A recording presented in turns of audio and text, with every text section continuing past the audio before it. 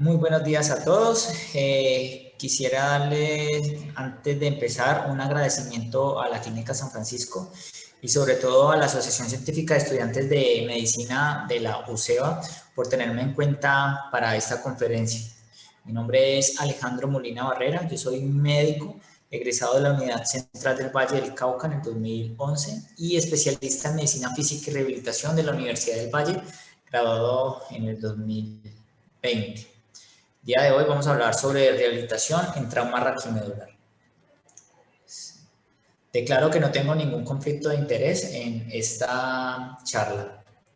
Y antes de entrar al tema de trauma raquimedular, quisiera hablar un poquito sobre la medicina física y rehabilitación, sobre esta bella especialidad en la cual me encuentro yo envuelto y enamorado, porque he visto que en el día a día muchas personas, pacientes y muchos profesionales también de la salud desconocen cuál es el propósito y cuál es el objetivo del especialista en medicina física y rehabilitación o fisiatra.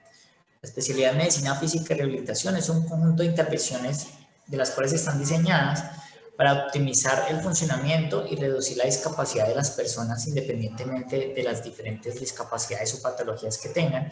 Y ahí es donde estas intervenciones vamos a ir cogidas de la mano de terapia ocupacional, terapia física, entre otras. Y mejorar las condiciones, ya sea porque tengan dolor, entonces nosotros manejamos y estamos regulados para manejar el dolor y los cuidados paliativos. Y la parte de la medicina física es la especialidad en la cual vamos a diagnosticar patologías del sistema musculoesquelético y neurológico. ¿Cómo las diagnosticamos? Una, pues la podemos hacer con el electromiógrafo, la electromiografía, los potenciales evocados sonatosensoriales y pues obviamente con una clínica, anamnesis y examen físico de los pacientes. Ahora sí vamos a hablar sobre la lesión de la médula espinal. La lesión medular, según la Organización Mundial de la Salud, son los daños sufridos en la médula espinal a consecuencia de un traumatismo, ya sea por un accidente, por una enfermedad, un accidente de fútbol, diferentes cosas o una degeneración. Voy a colocar acá un momentico la opción de puntero de una vez. Listo. Según las guías de manejo basadas en la evidencia en Colombia, la lesión medular es una lesión mixta de la columna vertebral que incluye la médula y sus envolturas y que puede ocasionar alteraciones en las funciones, ya sean motoras sensitivas o autonómicas en una persona que conduce la médula espinal. En Estados Unidos, aproximadamente en el año vamos a ver de 10 a 12 mil casos. Casi siempre el 80% son de los hombres y vamos a encontrar que la mayoría de las personas son personas que están en la edad más productiva, entre los 19 y los 39 años. Un 43% son por lesiones por arma de juego y un 33% por accidentes de tránsito, dejando así muy poco porcentaje a las enfermedades degenerativas u de otra clase. El 57% son cervicales, el 23% lumbares y un 20% las dorsales. Se presenta un daño en la lesión en la médula espinal y este daño nos va a conducir a pérdidas de funciones en el cuerpo, ya sea funciones autonómicas, movimiento o sensibilidad, o podemos perder las tres. A nivel mundial se ven más o menos entre 250.000 y unos 500.000 casos al año y las principales causas es el trauma, accidente o actos de violencia. A nivel mundial pues son más los hombres que las mujeres y en algunos hombres a nivel de la tercera edad digamos que son más concurrentes pero por cambios degenerativos. Dando pues una epidemiología a nivel de Colombia y para ser más exactos en la ciudad de Cali, que recibe en el hospital universitario, se hizo un estudio del 2010 al 2013, donde se encontraron 227 personas con lesión medular, de ellas 3 eran de 3 a 1 hombres, 150 eran traumas cerrados y 77 penetrantes, ¿ya? De estos, prácticamente el 90% fueron por accidentes. En ese entonces se clasificaban en Frankel A, B, C, D y E. El Frankel A es como la completa, serían 32%, pero ya más adelante vamos a ver que la clasificación del trauma raquimedular se cambió. Y la mayoría de las personas era una población adulta, casi también el 90-80% de la población aquí.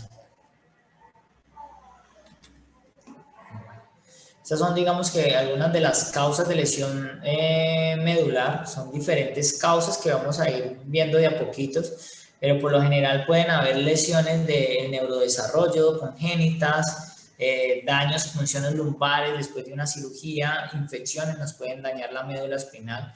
Entonces, lo que quiero llamar con esto es que la lesión medular no simplemente es por un trauma, sino que pueden ser por diferentes causas, sino que se ha acuñado trauma raquimedular a cualquier tipo de lesión en la cual se encuentran personas con enfermedades de la médula espinal. La epidemiología con respecto a la mortalidad de los pacientes que sufrían la lesión medular ha cambiado mucho en los últimos años. Prácticamente un paciente con una lesión medular era ponerle los santos óleos, como se dice, en un 70%, a veces hasta un 90% los pacientes morían. Y a partir del 2000, esta morbimortalidad en los pacientes con lesión medular ha cambiado y se fue un aumento más a la discapacidad. Entonces, inicialmente, los pacientes morían por septicemia, falla renal después de una lesión del trauma agudo. Y en el año 2000, después de que empezamos pues con el apogeo de más ayudas diagnósticas, más tecnologías, mucho mejor los medicamentos, cuando se ampliaron los espectros de algunos antibióticos, cambió la morbimortalidad de los pacientes y ya no se mueren por infecciones o por falla renal durante el proceso agudo, sino que mueren ya de viejitos y prácticamente de origen cardiovascular. Bueno, vamos a hablar un poquito de la anatomía. Esto es sobre un artículo muy bonito que habla sobre la anatomía y función y muestran unas imágenes de Netter. Pues esto no es de esta charla, pero bueno, vamos a ver algo de la anatomía. Pues la médula espinal está dentro de la columna vertebral. De cada lado van a salir pares de nervios que van a controlar ya sea a nivel de miembros superiores o miembros inferiores. Van a haber algunos fascículos. Está la materia gris y materia blanca, ¿no? Está recubierta por dura madre, aracnoides y está recorrida también por líquido cefalobarraquídeo, al igual que en el cerebro. Y pues obviamente la estructura de la médula espinal como tal en un corte sagital, pues dependiendo de sus tractos y sus núcleos y sus fascículos, van a recorrer diferentes vías, ya sea de motoras, nerviosas o autónomas o de sistema nervioso autónomo, de las cuales nos van a regular los movimientos y las funciones del cuerpo. Tenemos la anatomía a nivel cervical. Pues tenemos 7 vértebras que nos van a proteger de C1 a C7. C1 y C2 tienen una anatomía completamente diferente. Es una imagen de una resonancia magnética de la columna cervical. La anatomía de la columna dorsal son 12 vértebras. Son un poco más grandes y más gruesas, más voluminosas que las vértebras cervicales. Y tenemos pues obviamente la última parte que serían las 5 vértebras lumbares por las cuales está la médula espinal y la cauda equina. Los nervios espinales pues son 8 que salen a cada lado de cada vértebra, 8 cervicales, 12 pares torácicos, los 5 pares lumbares y los 5 grandes sacros. Es muy importante que no hay una correlación estricta de cada nivel de la médula espinal al igual del nivel de cada nervio. Ejemplo, aquí tenemos C1 sale por arriba, el nervio C1 sale por arriba de la vértebra C1. Mientras en las vértebras más abajo, lumbares, tenemos que está la vértebra T1 y el nervio sale por debajo del nervio. Cada uno pues tiene una función y un área motora, sensitiva y autonómica en las cuales vamos a funcionar. La fisiopatología de la lesión de la médula, pues inicialmente vamos a encontrar una injuria primaria que pues, puede ser por compresión, laceración, elongación o torsión o un daño directo, ya sea por arma de fuego o por penetrante, un cuchillo, que es lo que más se ve en el ámbito, pues, en los hospitales. Después de eso vamos a tener una injuria secundaria, que va a ser propia del trauma, que es parte de la cascada inflamatoria como tal, después de una respuesta al daño primario. Y una injuria terciaria que a veces se ve en los pacientes en cuidados en urgencias o en los cuidados de UCI. Son pacientes que son lesionados en la médula espinal, pero que no tienen la más mínima remota idea de cómo manejar estos pacientes. Y lo que hacen es que los transportan como si nada, los pasan de la camilla a un lado, los hacen sentar en la silla de ruedas. Y pues el paciente ya venía con algo de lesión, lo terminan lesionando. Y injuria cuaternaria en urgencias es cuando definitivamente pues, no se le dan los cuidados como tales a los pacientes que tienen una lesión medular, la hidratación, la corrección de la bulimia y otras cosas demás. La fisiopatología pues depende mucho del mecanismo de lesión. Pueden ser diferentes.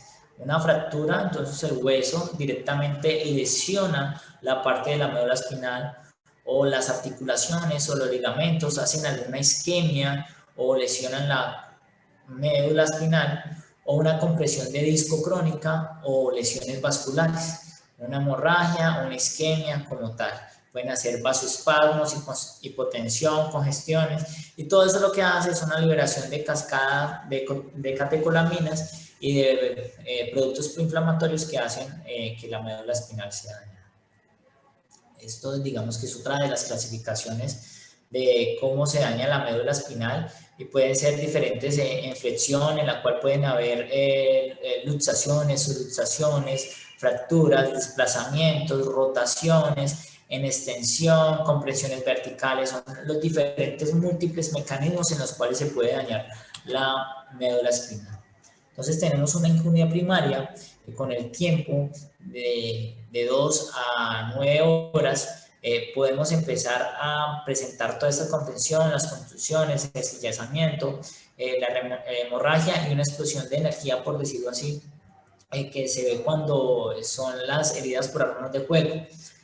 Luego, aproximadamente de 2 horas hasta más o menos una semana, 2 semanas, empieza entonces ya la isquemia, el edema, el desbalance metabólico y de la parte de catecolaminas y de los proinflamatorios que van a degenerar y hacer una necrosis, ya sea en la misma médula espinal, y posteriormente nos va a dar una degeneración neuronal, llegando a una disfunción neuronal y hacer un cortocircuito de la médula espinal. ¿Qué implica una lesión de la médula? Ella va a conducir a una pérdida de las funciones, como le he venido diciendo, ya sea movimientos o sensibilidad, y de funciones autonómicas. El control del tono, de los vasos, la sudoración, que son muy importantes. Luego de una lesión, cuando está comprimida o se obstruye el flujo sanguíneo, ya sea por fracturas vertebrales o por espondilolistesis o por discos, puede también conllevar a esta lesión de la médula espinal.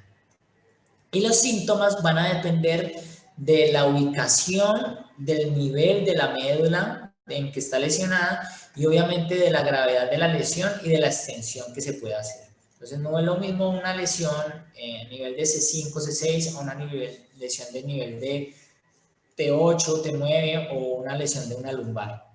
Al igual puede ser la gravedad de la lesión, puede ser una isquemia a nivel central de la médula espinal o lateral, o una disección de la médula espinal.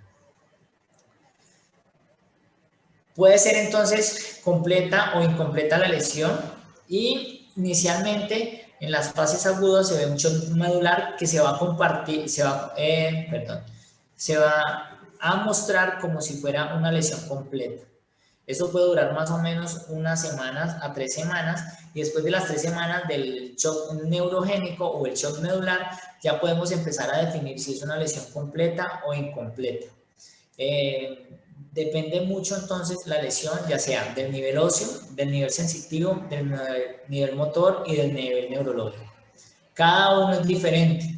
Nosotros podemos tener una lesión por herida por arma de fuego a nivel de T12, pero las lesiones sensitivas y el daño sensitivo puede ir un nivel más arriba o 2 niveles más abajo. Digamos que no es una regla como tal. Lo mismo el daño motor puede ir arriba o puede ir abajo. Y el daño o el nivel neurológico es el nivel más caudal con las modalidades tanto sensitivas como motoras intactas, ¿ya? Y el último grupo motor es el grupo muscular donde la fuerza queda más de 3/5. ¿Ya?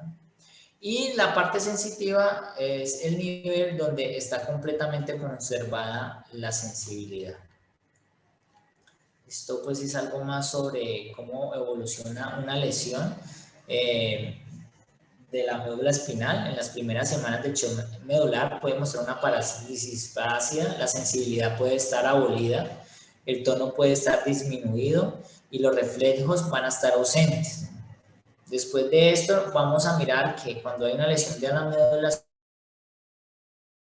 vamos a aumentar el automatismo medular y vamos a tener en los pacientes signos y síntomas de motoneurona superior, espasticidad, hiperreflexia, alodinia, clonus y algunos otros síntomas como vasomotores de hiperhidrosis.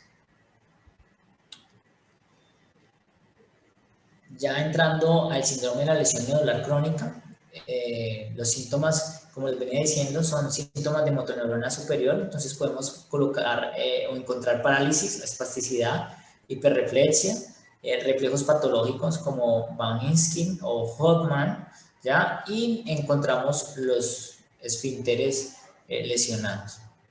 Los síndromes clínicos son muchos, esta conferencia no trata de hablar de ellos, pero pues podemos encontrar lesiones completas, que ya sea la paraplegia o la cuadraplegia, o las lesiones incompletas, que es lo que les hablaba ahora, que dependiendo de la parte de la médula espinal que esté lesionada, entonces puede ser un síndrome medular central, anterior, un bronce quad, cola de caballo, entre otros.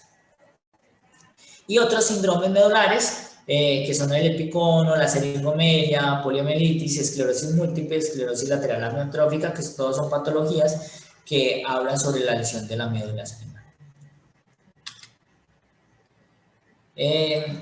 La Asociación Americana de Lesión de la Médula, ellas nos hacen una clasificación de las enfermedades y de las lesiones de la médula espinal para poderlas examinar adecuadamente y poder dar un diagnóstico, un pronóstico y poder hacer un plan de rehabilitación adecuado.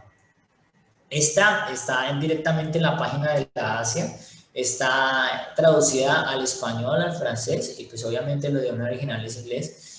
Y es una tabla muy importante porque de ella nos va a decir por partecitas, si ven acá, BS12, 13, 4, mira todos los niveles de que tiene la médula espinal, lado derecho, lado izquierdo, nos hace calificar la parte sensitiva, la parte motora y nos va a dar toda una suma de cosas para poder definir cuál es el nivel de la lesión del paciente, si es hacia A, B, C o D, que es como digamos la deficiencia. De la A es la completa, B es una sensitiva incompleta, C es motora incompleta, D es una motora normal. Y acá digamos que están en las instrucciones de cómo llenar el cuadro anterior. Eso sería tema de otra charla para poder saber exactamente estas cosas. Entonces la lesión de la médula tiene unas secuelas en el ser humano, unas secuelas que son funcionales, tienen una actividad física, además es un impacto y una carga emocional bastante alta, porque pues es una persona que antes caminaba, que antes podía correr y hacer las actividades de la vida diaria sin ninguna limitaciones, y de un momento a otro se ven postradas y frustradas. También depende mucho del ámbito socioeconómico de estas personas, y hay que tener en cuenta que la lesión medular es un estado inflamatorio crónico, así como las enfermedades cardiovasculares. Y nosotros vamos a manejar el ser humano, no vamos a manejar a una lesión medular como tal. Y de ahí la importancia de hacer un enfoque rehabilitador a las personas, porque es un enfoque en el cual vamos a tomar al ser humano en global, en su psiqui, en su cuerpo, en sus funciones y en su todo. Entonces el manejo siempre tiene que ser desde el principio con la mano de rehabilitación, y eso es una de las deficiencias que se encuentran en muchos centros hospitalarios, que solamente en la parte inicial mandan una que otra terapia, hacen la estabilización aguda del paciente, definen si es de operar o no es de operar, y ya después de estos pacientes llegan en una recuperación. Las recuperaciones pueden ser aproximadamente entre los 16, 18 meses, algunos hasta los 24 meses. Y lo que nosotros vamos a lograr con la rehabilitación a tiempo es que después de las secuelas a los 2 años, los pacientes puedan tener una inclusión social y una inclusión familiar, ¿ya? ¿Qué pasa? Los pacientes y con el sistema de salud, si no iniciamos el abordaje rehabilitador desde el momento de urgencias, desde el momento de hospitalización, casi siempre nos vayan a llegar a los 2 años, cuando ya hemos perdido mucho tiempo para que estas personas puedan sentirse mucho mejor. Entonces es importante que identifiquemos, prevengamos y manejemos manejemos las lesiones como tales y las diferentes complicaciones que puede tener una lesión aguda.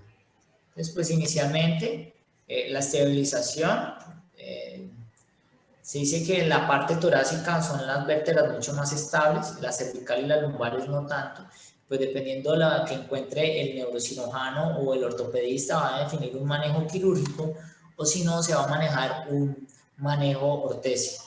Nosotros los rehabilitadores estamos en la capacidad de poder enviar qué tipo de órtesis, ya sea a nivel cervical, alta, cervical baja, torácicas, o los diferentes corsets a nivel toracolumbares o lumbares altas. Hay diferentes en el mercado, hay unos que se mandan a hacer a medida de los pacientes, como este, esto es para lumbares bajos.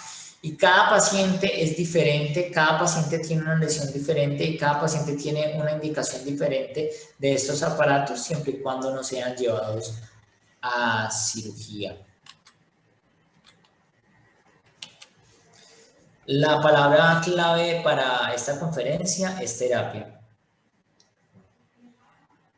Para hacer un abordaje rehabilitador necesitamos un equipo interdisciplinario, ¿ya? No solamente son los médicos, tienen que ser diferentes especialistas, puede ser el psiquiatra, puede ser el ortopedista, neurocirujano, internista, dependiendo de lo que necesitemos y de las comorbilidades que podamos encontrar en cada paciente, pero casi siempre tiene que ser llevado de la mano del fisiatra.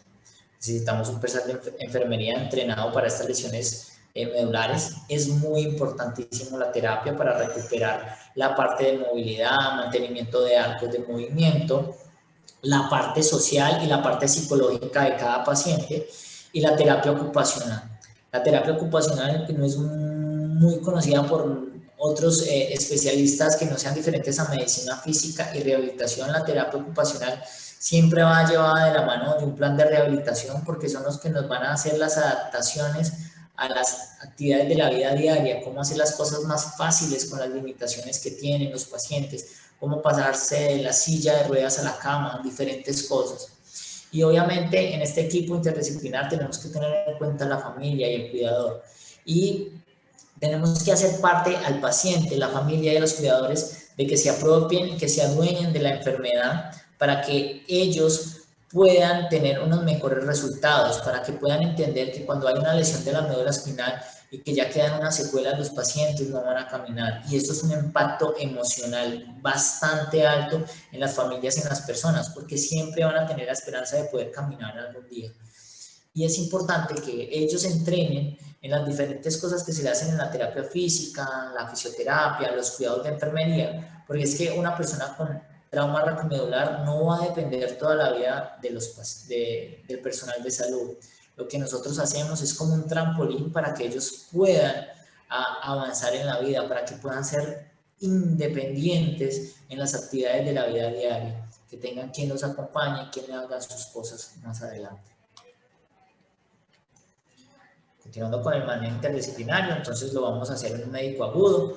Es muy importante la estabilización, el control de los procesos fisiopatológicos, las complicaciones asociadas del trauma, por lo general son politraumas. Obviamente hay que manejar el dolor desde el principio y eso lo podemos hacer nosotros los fisiatras, y la parte psicológica y emocional, que es muy importante. Con la rehabilitación lo que vamos a hacer es tratar de mantener la función de lo que conserve. Y obviamente tratar de recuperar algunas funciones de que la lesión en los primeros 2 años pueda recuperar, además de prevenir las complicaciones por el reposo prolongado. Complicaciones como úlceras de presión, complicaciones cardiovasculares, ¿ya? Tenemos que mejorar la independencia en las actividades de la vida diaria. Lo que buscamos es la reinserción social, es decir, una persona que tenga un trauma retromuscular pueden volver a trabajar, pueden volver a tener una actividad de la vida diaria en la calle normal, entre comillas, obviamente con las diferencias y las limitaciones que tienen, pero se pueden buscar diferentes estrategias para que ellos puedan hacer todas estas cosas. Y siempre hay que manejar el dolor, porque muchos pacientes van a quedar con dolor neuropático y es un dolor que es definitivamente difícil de manejar. Y siempre tenemos que tener el apoyo emocional, siempre, ya sea psicología, psiquiatría, y es muy importante no darle falsas esperanzas a los pacientes. Para la rehabilitación, entonces, tenemos que establecer unos objetivos. Cada paciente tiene objetivos diferentes y qué es lo que queremos, ¿listo? Tenemos que identificar y priorizar cuáles son los requerimientos que tiene este paciente. Hay que mirar si tienen soluciones y obviamente tener las expectativas reales, porque todos los pacientes te van a llegar y van a decir, es que yo voy a volver a caminar, yo quiero volver a caminar, y obviamente van a haber pacientes que si tienen una lesión completa no van a poder lograrlo. Siempre tenemos que hablar con los pacientes cuáles son las prioridades que tienen los pacientes, y hay que tener algo muy en cuenta. Nosotros somos una sociedad muy religiosa, y que algunos tenemos algunos valores diferentes que otros y que tenemos que tener en cuenta con eso. Obviamente tenemos que dar unos tiempos, ¿ya? Explicarle al paciente que los primeros 2 años son los más importantes en el proceso de rehabilitación para lograr la independencia y para lograr los objetivos de los cuales nos hemos trazado. Y obviamente desglosar los objetivos complejos. Ejemplo, lo que pasa es que este paciente solamente quedó con una leve limitación en mover una pierna, pero tiene mucha espasticidad. Entonces tenemos que la espasticidad poco.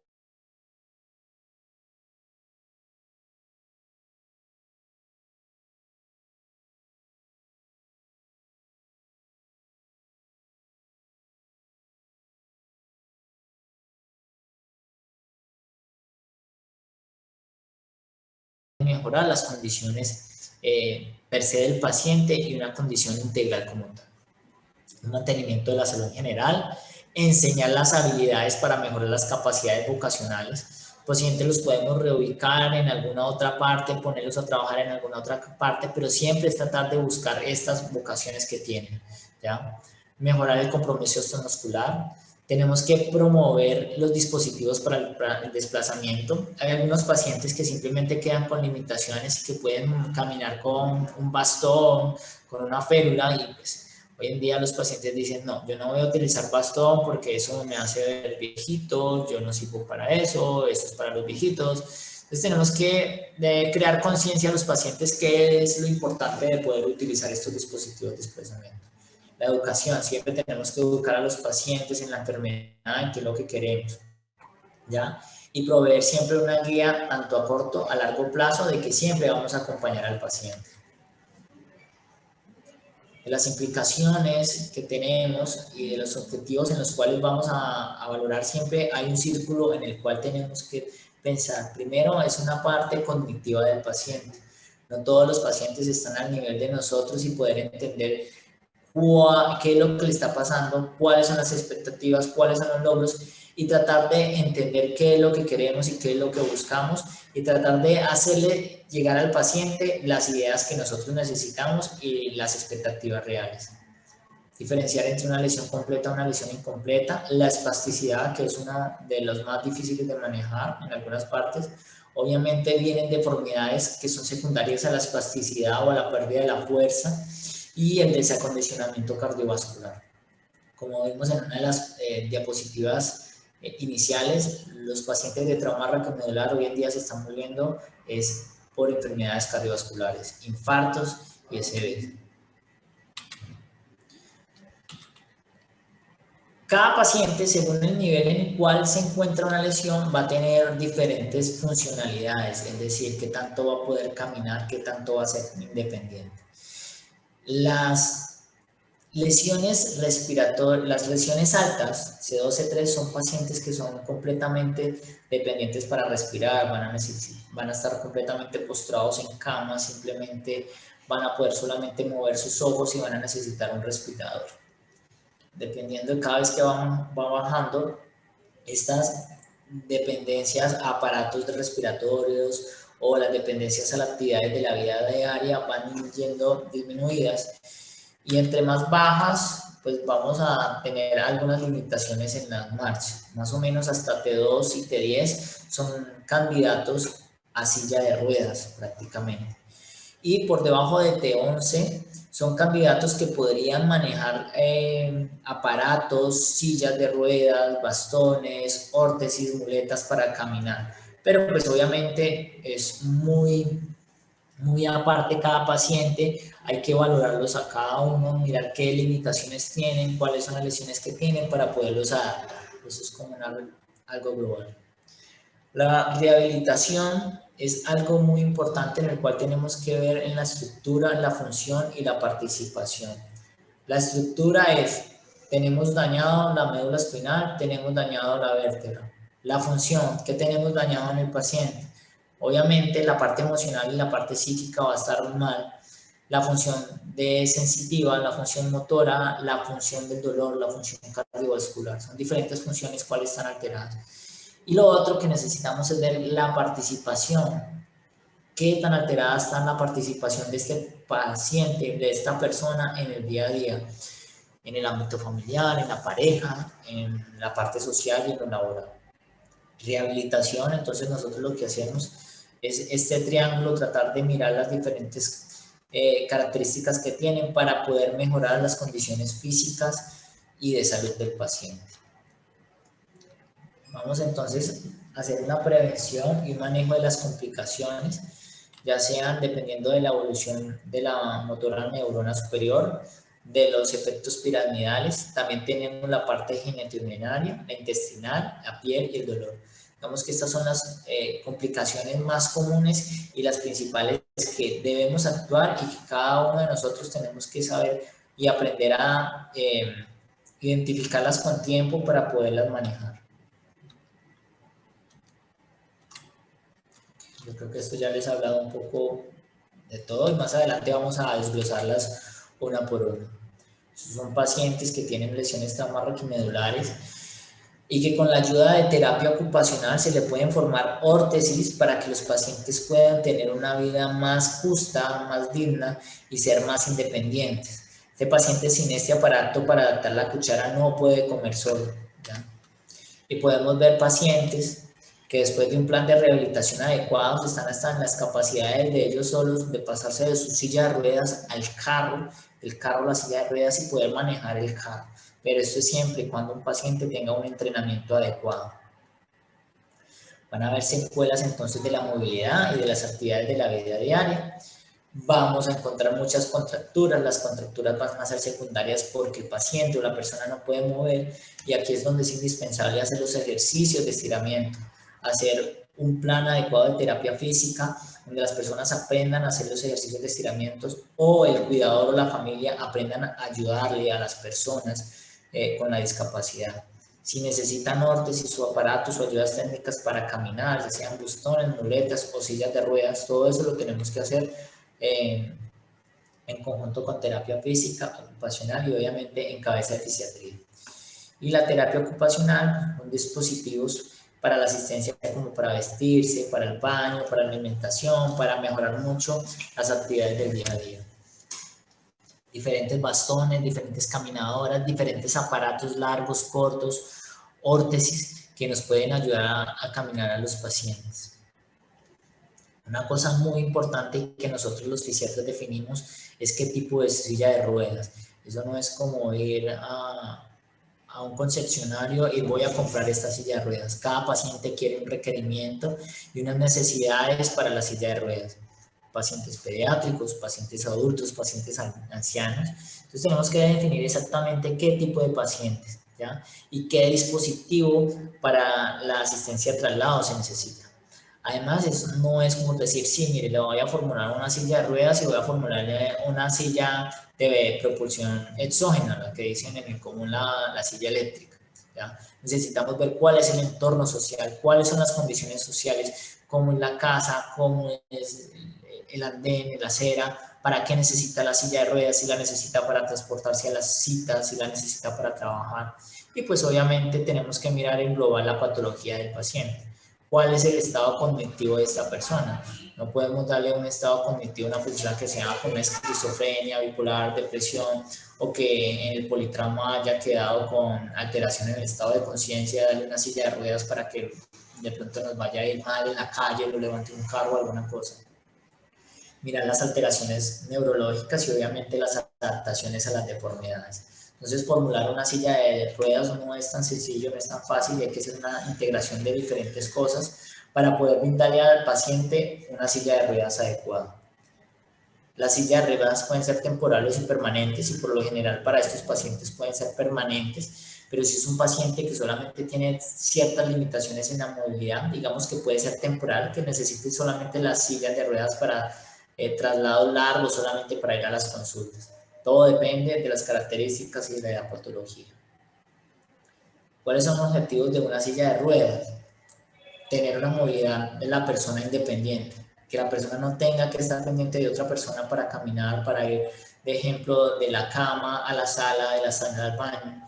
Tener una independencia en la funcionalidad en las actividades de la vida diaria. La postura y el tono nos va a mejorar mucho con una silla de ruedas adecuada. Reducir las lesiones secundarias, espasticidad, las úlceras de presión. Obviamente tenemos que dar y asegurar que la silla de ruedas sea cómoda para esta persona, y tenemos que siempre promover una autoimagen positiva. Tenemos que siempre recalcar esto y indicarle a los pacientes que esto no les va a hacer menos persona que nadie, ¿ya? Porque muchas personas en su duelo se niegan a utilizar esto, y al no utilizar esto vamos a perder todos estos otros objetivos. Obviamente los objetivos tienen que ser apropiados para el usuario y el entorno, y uno de los objetivos de la silla de ruedas es informar que el paciente tiene una discapacidad. Es decir, que un tercero que esté por fuera del contexto sepa que esta persona tiene una discapacidad, una limitación, y que en cualquier momento puede necesitar alguna de ellas. Tipos de sillas hay muchas, pediátricas, neurológicas, de propulsión exógena, deportivas. Otra de las complicaciones de los pacientes es el dolor, ¿ya? Siempre tenemos que dar analgésicos, los AINES por ciclos cortos, y los opioides, pues los opioides pueden ser opioides débiles, opioides fuertes, potentes, como la morfina, hidromorfona, tapentadol, y de la compañía de neuromoduladores, imipramina, amitriptilina, gabapentina, pregabalina, entre otros. Y definitivamente la carbamazepina no es un modulador para el dolor, ¿ya? Entre el 45 al casi el 70% de los pacientes van a presentar un dolor neuropático. Son dolores tipo corrientazo, urente, quemazón. Los pacientes no pueden definir exactamente cuál es el tipo de dolor. Y el hecho de decir que, es que usted tiene la columna mala, de ahí para abajo no va a sentir nada, es mentira. Los pacientes quedan con el dolor neuropático. Una cosa es la sensibilidad superficial de los pacientes, y otra cosa es el dolor neuropático que se genera en la médula espinal por estas lesiones. Y es importante poderles mejorar, es importante poderles manejar el dolor, porque nadie es nadie para aguantar cualquier tipo de dolor.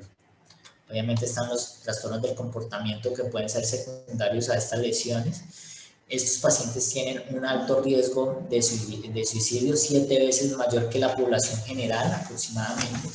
Y estos pacientes en muchas ocasiones tienen que ser medicados, y ahí es donde necesitamos la ayuda del psiquiatra.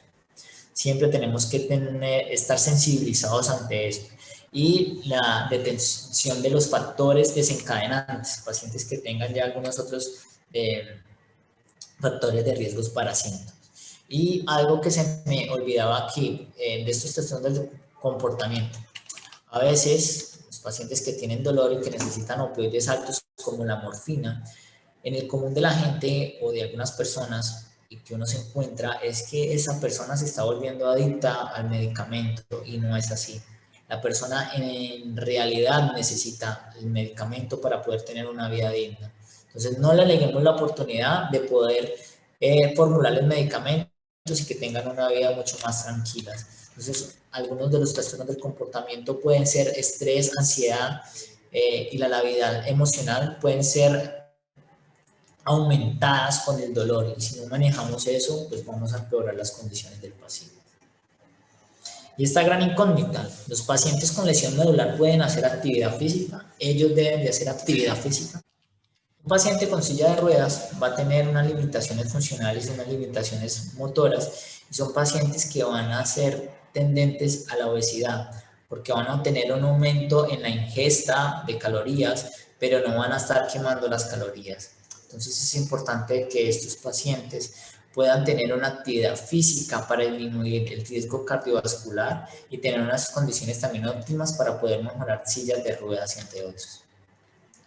Hay gran evidencia científica que los pacientes con lesión de la médula espinal necesitan hacer ejercicio, deben de hacer ejercicio y hay unas guías para eso, ¿ya?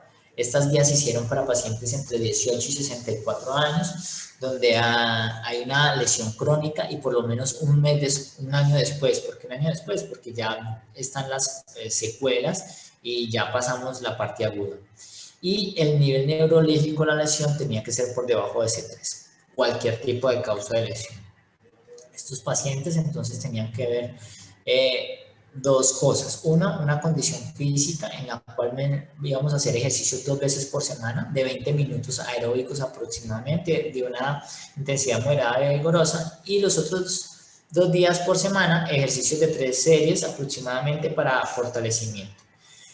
Y para mejorar la salud cardiometabólica, es decir, para disminuir el riesgo cardiovascular, se deben de tener ejercicios más de 30 minutos de ejercicio aeróbico de intensidad moderada vigorosa 3 veces por semana. Un paciente que no tenga una adecuada respuesta cardiovascular, un adecuado control de la disreflexia autonómica que ya les voy a hablar y de la función cardíaca, son pacientes que no van a poder tolerar una actividad sexual, ¿ya? Los pacientes con lesiones medulares, y es algo muy común y algo que se olvida y que no preguntamos en la consulta del día a día, son las disfunciones sexuales, ¿ya? Estos pacientes tienen algunas lesiones que pueden ser directas o indirectas. Disfunción eréctil, alteraciones de las vías sensitivas genitales, en las mujeres la disminución de la lubricación vaginal, ¿ya? Y hay otros indirectos que es la fatiga, porque están desacondicionados, no han tenido un plan de rehabilitación física adecuada. Indirectos como la disfunción de la vejiga del intestino. Estos pacientes tienen intestino y vejiga neurogénica y al momento de tener una relación sexual, si no están preparados, puede tener alguna sorpresa de estas. Entonces es importante que antes de hacer cualquier tipo de actividad sexual, los pacientes se hagan su cateterismo, sepan y entiendan que el intestino está evacuado y pues algunas contracturas o alteraciones en la movilidad o algunas malformaciones que pueden limitar algunas posiciones. ¿Cómo es el manejo de esto? Hombre, tenemos que educar siempre al paciente, ¿ya? Redefinir la intimidad sexual de cada paciente, no solamente el pene o la vagina son partes erógenas, sino que también tenemos muchas otras partes erógenas y promover la comunicación con las personas, con la pareja, tratar de utilizar juegos, juguetes, hay diferentes cosas que en neurología también se pueden hacer y se pueden manejar para todas estas cosas, pero es importante la educación y no dejar aparte. El control cardiovascular en la respuesta de la actividad sexual es muy importante porque nos va a evitar la fatiga y nos va a evitar algo que es la disreflexia autonómica. La disreflexia autonómica es una respuesta automática que se da en la médula espinal donde va a dar hipertensión, va a dar taquicardia, pueden dar aleteos auriculares, pueden dar FA, sudoración, pérdida de la conciencia, y esto se debe mejorar con la actividad física, con posturas, posiciones. La irreflexia autonómica puede ser secundaria al estreñimiento, al no evacuar adecuadamente la vejiga. La mayoría de los estudios están en los hombres y tristemente muy pocos en las mujeres, de cómo los afecta a ellas. La disreflexia autonómica, entonces es una afectación potencialmente fatal, se considera como una emergencia médica. Se ve desde la lesión aguda hasta la lesión crónica de 2, 3, 4, 10 años. Principalmente, entre más arriba esté la médula espinal, el daño de la médula espinal van a tener mayores consecuencias. Y pueden haber episodios de hipertensión, más bradicardia o taquicardia posterior debido a la descarga simpática y arritmias fatales. Las características de la disreflexia autonómica son hipertensión, cefalea, diaforesis, bradicardia, en la parte final taquicardia, pueden haber RAS, congestión nasal, los pacientes se pueden tener ansiedad y obviamente tener una alteración del estado de conciencia. Ya se previene con el posicionamiento adecuado, los pies colgando, evitar no tener ropa ajustada, cinturones, el cateterismo vesical cada 4 o 6 horas y obviamente también un manejo del hábito intestinal diario. Manejo inicial, en caso de estar lejos de un servicio de urgencia, es obviamente colocar al paciente en decúbito supino para tratar de disminuir la presión arterial. Iniciar medicamentos antihipertensivos para tratar de buscar una tensión arterial no tan en niveles de emergencia y tratar de buscar la causa. A veces estas causas son las posiciones prolongadas de los pacientes, la retención urinaria intestinal, casi siempre es en el 85% de las causas, y algunas de las otras causas son las úlceras sobreinfectadas. Los objetivos es disminuir la presión arterial hasta 150 por lo menos. Continuando con la parte del deseo sexual en los pacientes con lesión medular, son pacientes que no debemos, digamos, de decir, mire, es una silla de ruedas, tiene ganas de hacer el amor, le quiere hacer el amor a la esposa, quiere estar con el marido, quiere estar, bueno, en fin, no podemos estigmatizar y decir, mire, es que usted es un depravado, usted es un morboso, porque usted ya perdió la parte de abajo. No, todas las personas estamos en el derecho y en las necesidades tanto psicológicas y físicas de poder determinar este deseo sexual. Tanto los hombres como las mujeres con una lesión medular no van a tener disminución del deseo sexual, a no ser que obviamente tengan una patología psiquiátrica como un síndrome depresivo o otras enfermedades que le estén cursando estas cosas. Los cambios en la mujer, en las que tienen lesiones medulares, ellas inicialmente tienen pues una menorrea en los primeros meses después de la lesión, además tienen alteraciones por baja autoestima, ellas más fáciles les dan infecciones urinarias y tienen más dificultades con el control de la misión y la defecación.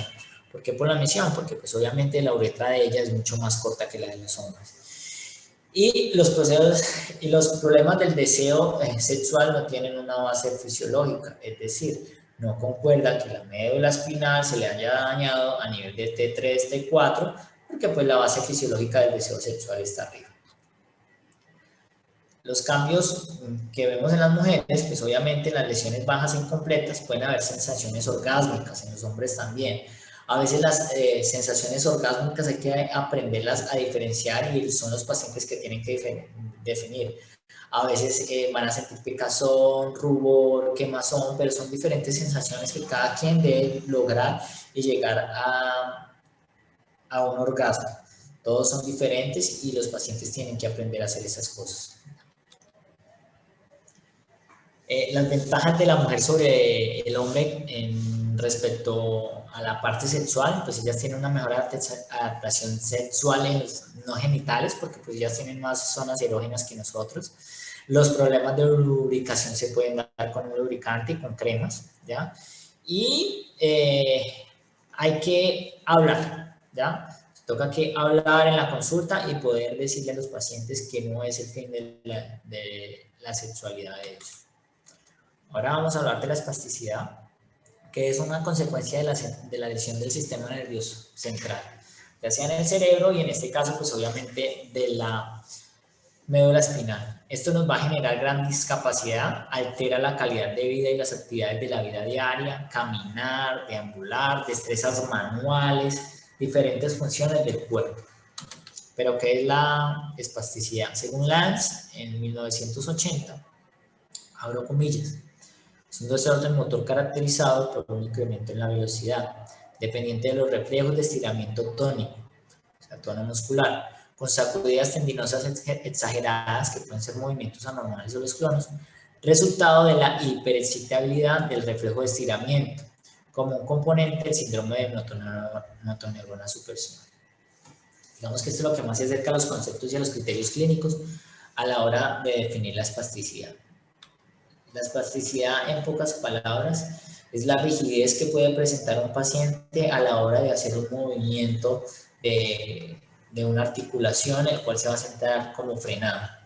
Aproximadamente al año, casi el 80% de los pacientes van a presentar espasticidad. Y entre más alto sea el nivel de lesión, más espasticidad va a tener estos pacientes y más difícil va a ser. El tratamiento de la espasticidad lo hacemos todos y obviamente los fisiatras, pero tenemos que disminuir los problemas pasivos.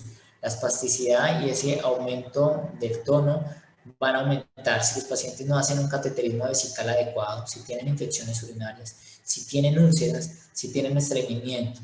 Miren que estas tres cosas son básicas que hasta cualquier persona puede colaborarles en formular los catéteres de orina, el bisacódigo para el estreñimiento, enseñarles y estar pendientes de las úlceras de presión que nos pueden disminuir la espasticidad. El dolor es uno de los factores de la espasticidad. Algunas órtesis y algunos aparatos de los cuales los formulamos también nos reducen la espasticidad y obviamente algunas posiciones y posturas, valga la redundancia, en la columna van a dar más espasticidad.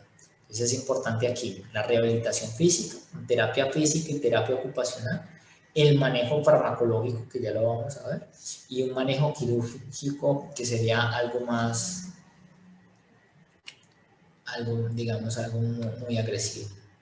Siempre la primera línea es la rehabilitación física, el manejo conservador y el cual se debe dar a largo plazo. Posicionamientos, estiramientos, medidas antitono, los cuales tienen que aprender los pacientes a realizarlos a futuro y obviamente también los cuidadores a futuro. ¿Ya? Y la terapia física tiene que ser durante y después del manejo farmacológico o quirúrgico. El manejo farmacológico tenemos algunos grupos, medicamentos que son los GABAérgicos, como el baclofeno, que es el principal que nosotros utilizamos. Algunos alfa-adrenérgicos tienen cianidina y clonazepam, y algunos periféricos como algunos bloqueantes neuromusculares o dantroleno. De todos estos, los que más tienen evidencia es el baclofeno. Tizanidina tiene algo de evidencia, pero son dosis altísimas. Entonces, son pacientes van a estar completamente somnolientos, al igual que el diazepam. Alguna de las dosis de los medicamentos, de los efectos adversos, casi todos son pues sedación y deterioro cognitivo. Por eso uno de los mejores es el baclofeno, aunque tenemos que tener cuidado en pacientes con baclofeno con antecedentes de convulsiones. Y la quimiodenervación local, que se hace con un agente farmacológico, se ve más que todo para espasticidades focales. Entonces tenemos que mirar si el paciente necesita acomodarse la férula, la órtesis, la posición para mejorar las condiciones. Entonces en un brazo, en una pierna o para mejorar la función. Antes se utilizaba mucho la inyección con fenolietanol, esto ha estado en desuso, y hoy en día lo que tenemos es la toxina botulínica tipo A. Nosotros somos los que lo manejamos, los fisiatras, según los neurólogos. La toxina botulínica se descubrió a finales del siglo XIX, viene del Clostridium botulínico, y a mediados del siglo XX fue que empezamos a descubrir que era con fines terapéuticos y se empezó a utilizar para bloquear la producción de la acetilcolina en la unión neuromuscular y así disminuir la espasticidad. Esa imagen hay que borrar. Bueno, las úlceras por presión. Las úlceras por presión es una úlcera, una lesión que se localiza en la piel o en el tejido subyacente, generalmente sobre una prominencia ósea como un resultado de la presión o en combinación con cizallamiento. Hay varios factores contribuibles cuya importancia aún no se ha, digamos, descubierto o no han dejado, o han dejado a un lado y no quieren, digamos, buscar o darle la importancia. Está el Tratado de Río de Janeiro sobre la prevención de úlceras de presión como un derecho universal. Dicen que es un problema de salud pública y es algo que se debe manejar desde el momento en que el paciente llega al servicio de urgencias en la hospitalización, de poderle cuidar la piel, de poderle hacer los cambios de posicionamiento y las diferentes estrategias que necesitamos. Siempre tenemos que ver los factores de riesgo, que son factores específicos en pacientes con lesiones de médula espinal. La edad de inicio de estos pacientes, pues hay pacientes que nacen con limitaciones funcionales, pero tenemos en este caso que vamos a hablar sobre las lesiones medulares. Depende también del tipo de la lesión, si es una lesión completa o incompleta según la clasificación de ASIA. Qué tanto tiempo lleva con el trauma para presentar una úlcera, y la incontinencia urinaria y la espasticidad nos pueden dar factores de riesgo para las lesiones de la médula espinal. Otros factores de riesgo, la obesidad, envejecimiento, fumar, desempleo, bajo nivel de educación, baja nutrición y obviamente algunas otras enfermedades como diabetes mellitus, infecciones, enfermedad arterial oclusiva, entre otras. Siempre hay que entrenar a los cuidadores, a las personas que cuidan a los pacientes, al paciente de las diferentes condiciones que deben de tener en la casa. Hábitos higiénicos adecuados, hábitos dietéticos adecuados. Es importante las arrugas en la ropa, en la cama, que estas arrugas, como son pacientes que no se van a mover, van a hacer una úlcera, van a hacer una lesión ahí. El tratamiento y el manejo es siempre prevenir cambios posturales, buscar algunas superficies de apoyos que puedan utilizar estos pacientes, cuidados específicos de la piel como nutrientes, hidratantes, obviamente la nutrición y la parte de la psicología. El manejo de los diferentes niveles y tipos pues, de las úlceras, dependiendo pues, de curaciones, compresas, cirugía, desbridamientos, según el nivel de la úlcera. Otra de las complicaciones es la vejiga neurogénica, que se puede presentar sintomáticamente con la retención urinaria o en algunas personas incontinencia. El manejo de esto simplemente es cateterismo vesical cada 4, cada 6 horas. Es importante que los pacientes no queden con una sonda vesical, que sean remitidos al urologo para que les definan las pruebas de función de urodinamia y otras para poder definir exactamente cada cuánto le vamos a dejar el cateterismo, si en verdad necesita o no necesita el cateterismo para evitar los residuos de la orina y tener así infecciones. Es más como un esquema de cómo funciona pues, el vaciamiento y la retención de la vejiga. El manejo, como ya se los decía, los objetivos es tratar de mantener la presión intravesical baja, no tener un residuo urinario, porque si tenemos esas dos cosas nos va a aumentar la espasticidad y nos puede aumentar el riesgo de infecciones.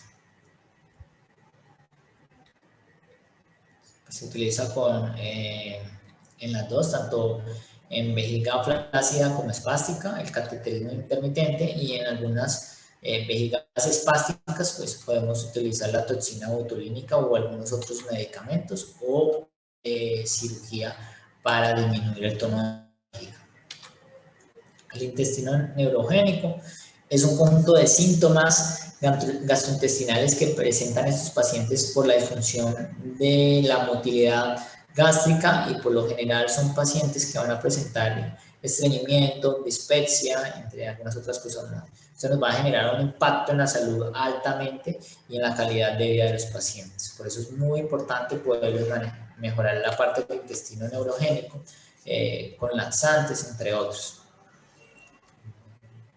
ya casi para finalizar y para recordar, las complicaciones son comunes después de una lesión de la médula espinal y dan como un resultado un aumento de la morbilidad y la mortalidad de los pacientes.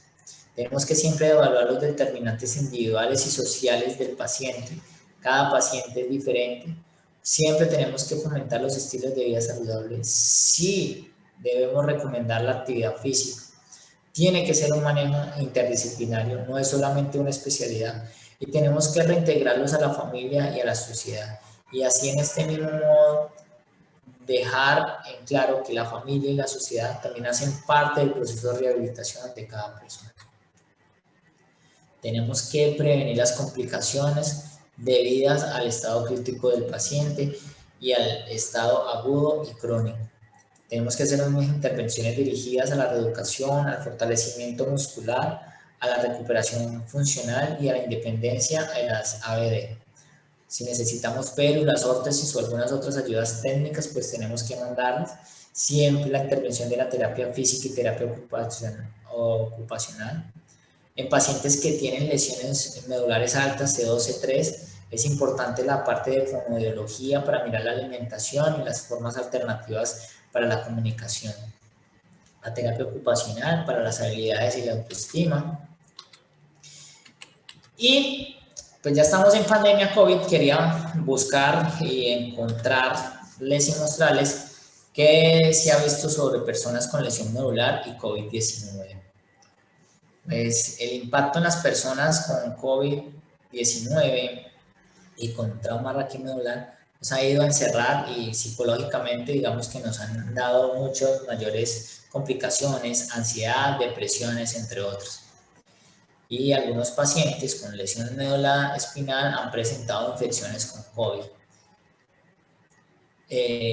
Se ha visto en algunos casos que estos pacientes que tienen infección de COVID con lesión médula espinal presentan menos síntomas que las personas que no tienen una patología de la médula espinal. ¿Pero a qué se debe esto?